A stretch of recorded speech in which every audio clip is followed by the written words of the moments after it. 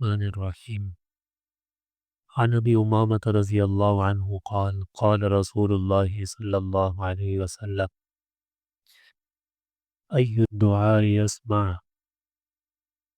قال جوف اللیل الآخر ودبر الصلوات المکتوبات۔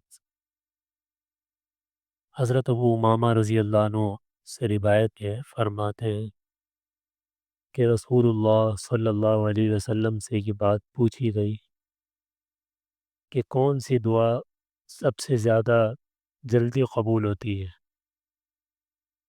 تو آپ نے فرمایا رات کے آخری حصے کی دعا اور فرض نمازوں کے بعد کی دعا، یہ سب سے زیادہ جلدی قبول ہوتی ہے۔ تو دن میں 5 فرض نمازیں اللہ نے رکھی ہیں، ان کے بعد ہمیں موقع دیا ہے۔ اسی طرح حدیث میں آتا ہے کہ اذان ہونے کے بعد سے لے کر جماعت کھڑی ہونے تک کا جو دورانیہ ہے، اس میں بھی دعا رد نہیں ہوتی، تو اس میں بھی دعا اللہ تعالیٰ قبول کرتے ہیں۔ اور ایک تہجد کے وقت کی دعا ہے، وہ بہت جلدی اللہ تعالیٰ کے یہاں قبول ہوتی ہے۔ اسی طرح ایک روایت میں آپ صلی اللہ علیہ وسلم نے فرمایا کہ اللہ تعالیٰ اس مرد پر رحم فرمائے جو تہجد کی نماز کے لیے اٹھے اور پھر اپنی بیوی کو بھی اٹھائے۔ اگر وہ نہ اٹھے تو پانی کا ایک چھینٹا اس کے منہ پہ ہلکا سا دے کہ وہ بھی اٹھ جائے اور دونوں نماز پڑھے، اور فرمائے کہ اللہ تعالیٰ رحم فرمائے اس عورت پر جو تہجد کے لیے اٹھے اور اپنے شوہر کو بھی اٹھائے۔ اگر وہ نہ اٹھے تو ایک پانی کا چھینٹا اس کے منہ پہ لگائے کہ وہ بھی اٹھ جائے، دونوں پڑھیں۔ تو آپ صلی اللہ علیہ وسلم کی یہ دعا قبول ہو چکی ہے اللہ تعالیٰ کے یہاں۔ اب ضرورت اس بات کی ہے کہ ہم اس دعا کے اندر اپنے آپ کو شامل کر لیں کہ اللہ کا رحم ہمارے اوپر ہو جائے گا تو ہمارے دنیا آخرت کے سارے کام اللہ تعالیٰ بنا دیں گے۔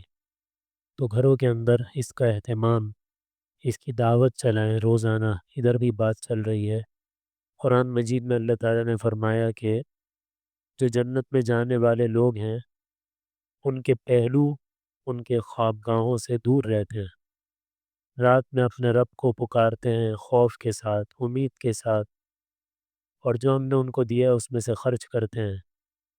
پھر آگے فرماتے ہیں کہ کسی نفس کو یہ بات معلوم نہیں ہے کہ جنت میں اللہ تعالیٰ نے اس کی آنکھوں کی ٹھنڈک کا کیا کیا سامان تیار کر رکھا ہے۔